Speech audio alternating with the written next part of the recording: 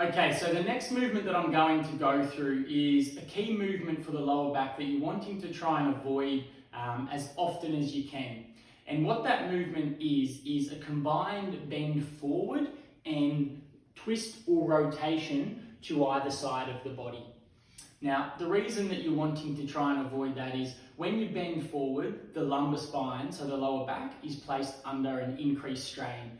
When you then add a rotation or a twist movement to either side, it just places the lumbar spine under even more stress, typically on the side away from which you're rotating. So if I'm bending forward and rotating to the left, the lower right part of my lower back is placed under significant strain. So where possible, you want to try and avoid this movement at all costs. It's not always going to be possible.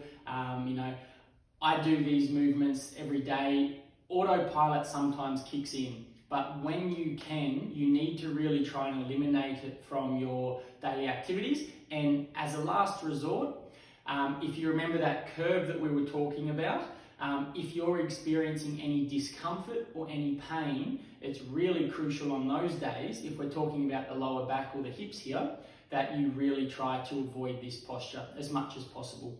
Now, I've got a couple of props here and I just want to demonstrate how easy it is to perform this combined bend and twist movement, and then also maybe why it happens and how easy it is to actually rectify. So this is my bag that I take to all of my client appointments. Just has a laptop and a couple of books in there. So it's only about 4 kilos at the absolute maximum. And this little chair thing here, just assume that that's a table that I would be putting my bag from the ground up onto the table. Now, the easiest way for me to do that is essentially just for me to bend forward, grab it, and just rotate it around there, okay? You could see how easy that task was. I'll do it again.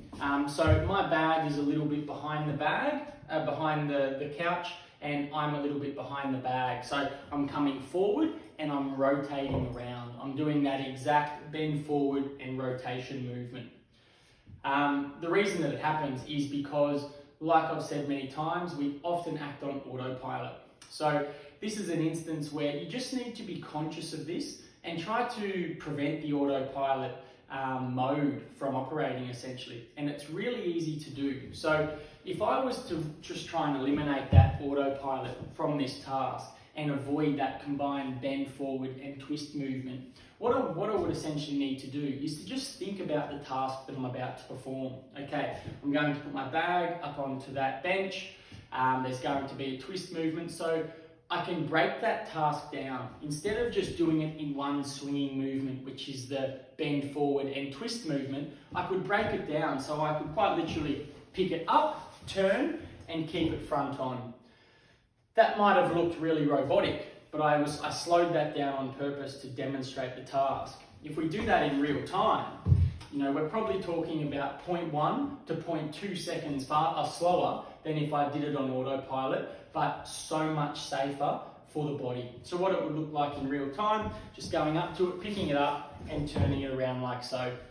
Very simple, a very simple strategy that you can try to implement, very much so in those innocuous, low-stress tasks that you'll just be doing repetitively throughout the day, because it's probably those tasks that is where this sort of a little injury might creep up on you, because you're not expecting the lower back to be undergoing a significant amount of stress. So to recap, where possible, just really try and avoid performing tasks that involved a bend forward and a rotational twist movement as much as possible.